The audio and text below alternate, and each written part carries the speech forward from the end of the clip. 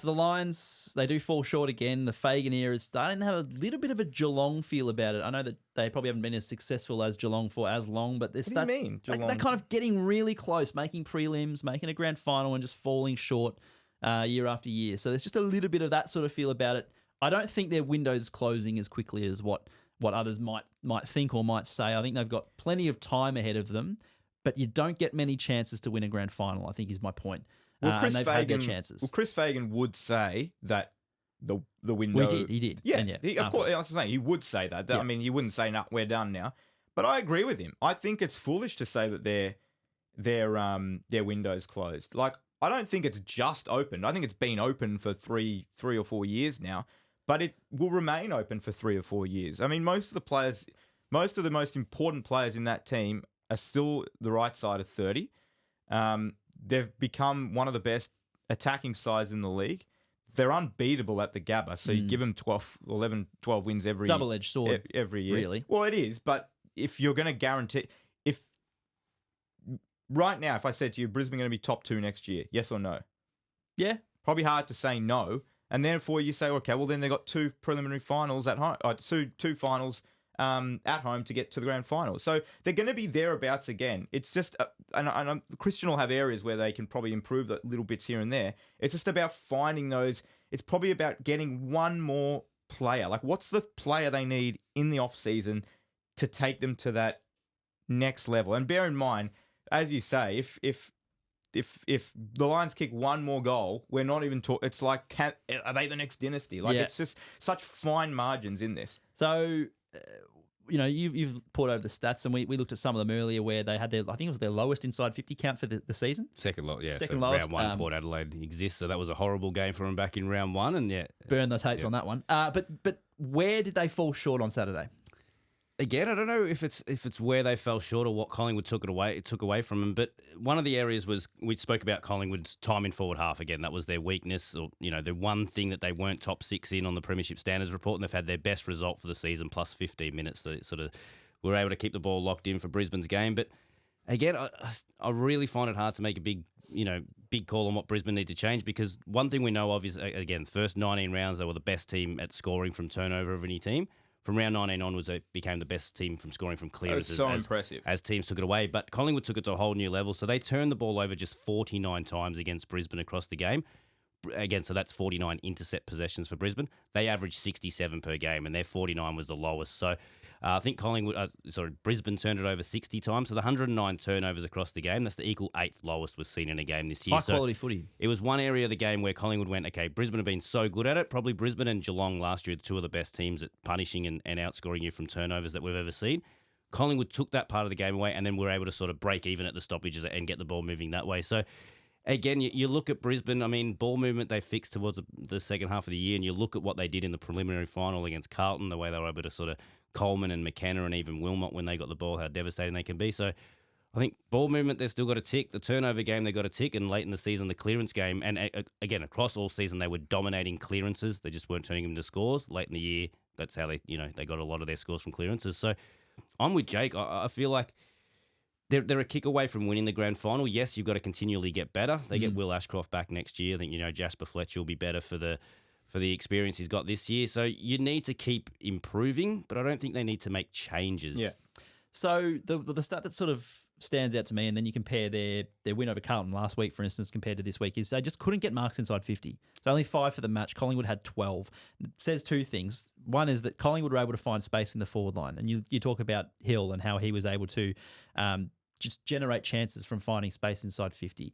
The Lions were unable to defend that. Daniel Rich is now retired. Starcevic looked a little bit slow. Perhaps there's room there for someone to be a bit of a dashing lockdown defender. That is one of the changes they did make. So I think they still finished as probably the 17th or 18th team for defensive 50 ground ball differential. So when the ball hit the ground, their defenders were sort of out, beaten to the ball by small forwards from the opposition team. They did fix that later in the year. It's probably why Rich was out of the team, and they sort of had Coleman and Wilmot and McKenna as their mainstays back there and just trying to get a bit of pace. So, yeah, that is one area of the game that they sort of were struggling in. But you're talking about, the other end of the field. Again, you sort of spoke about the forward 50 marks. I'd looked at it as just forward half marks. And across the game, Collingwood had 40 forward half uncontested marks and Brisbane had 11. Yeah. And again, it was just that ability to not only keep the ball forward for Collingwood, but keep it forward and sort of be able to move it into space and keep finding players into space. So again, using contested possession rate, I think 66% of their forward half possessions were uncontested for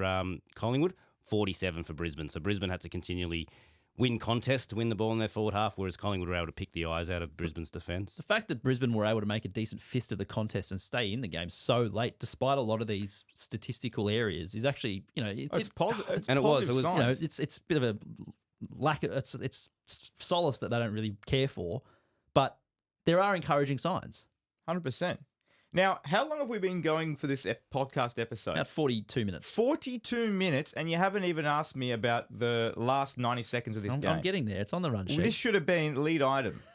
Lead item? Lead item. Okay, I've got thoughts that are very different to yours on this, but let's bring it up. So the Lions have just kicked to get within 4 points. Danaher snapped. It was funny. Was it Lincoln McCarthy that was kind of standing next to him and kind of just was like, well, he almost ready because the way he turned to snap he looked like it, he was going to kick it into it. Yeah. But he was almost like telling him, just take your time. But I think Dano did the right thing. Like, even if he misses the shot, it's like, you got to kick it quickly. You give yourself that extra 30 seconds. Yeah. So, yeah, he kicks the goal. Anyway, he kicks the goal. 4-point margin, 90 seconds to play. Contest, or flashpoint, as some like to say, at the half forward. So, at true centre half forward, Lachie Neale has the ball in his hand. He's swinging around, looking for an option, and then he gets tripped. By Oleg Markov? Yes. As he's firing a hand pass out to Zach Bailey. Who then, in the same motion, I don't think he's heard any whistle. Yep. Gets a kick over the head, which is not going to be an effective kick by anyone's standards. I mean, maybe champion data if it falls in the hands of a Brisbane player. But and then does it get turned over? Who takes that grab? I think Darcy Moore punches it away. back outside 50, and then it's a few contests, and then Tom Mitchell ends up getting a free kick. But while that's been happening, the umpires paid a free kick, so blown the whistle, but then also called advantage as Bailey's kicking the ball. Yeah. So you're taking issue with the fact that it wasn't brought back? Oh, I think 100%. Now, two things can be true. One, that was 100% a free kick, which it was, and it was 100% no advantage in the Bailey blind snap over the shoulder. The player takes the advantage. The ball should have come back to Lachie Neale 52 metres out from goal with a minute-ish to play. So, yes, that's one thing that can be true. The other thing which can be true is there's no guarantee Brisbane win the game from that point. So, while it should have come back... Yes. And I believe that was a mistake, and I think a lot of people probably would agree with that. To say that Brisbane was robbed of a premiership because of that... Yes. I don't think you can go that far. It was not as if it was last 10 seconds and this was in the goal square and it was like, it was, Neale can't kick 56 metres. I think Lachie Neale, this is a sidebar as well, but I think Lachie Neale's been playing the final series significantly injured. Okay. He hasn't been at his best, and it's not an excuse because he hasn't starred. I just think his body doesn't look right. He doesn't look right. He's not moving as he normally would. And he did not look like he was giving 100% effort, maybe because he couldn't until the last 5 minutes of that game. Forgetting that. So I don't think he's kicking 55 metres to kick the goal. So he's going to look for an option. Does Danaher take a mark? Does Moore intercept it? Does he kick it out on the full? We don't know what will happen. You can't hang your hat on what ifs and buts. Yes, it's like I said, it's not... It's one... It's we can go back to the Ben Keys shot against Sydney. Give him a goal for it, but we still don't know how the game plays out. It's not the last kick of the game. Yeah. So yes, I'm a big believer that the umpires made a mistake in allowing the advantage to be called because it was like at the exact same moment, yes. the Bailey kick with the...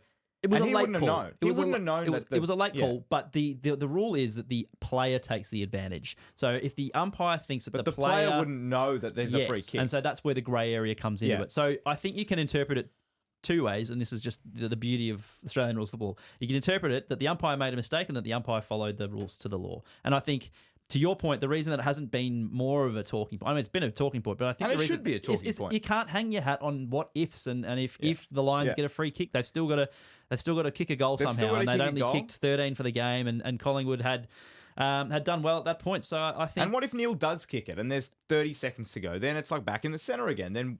So yes. They were robbed of the free kick at the top of the 50. What but they what weren't comes robbed from of that, the premiership. We will never know.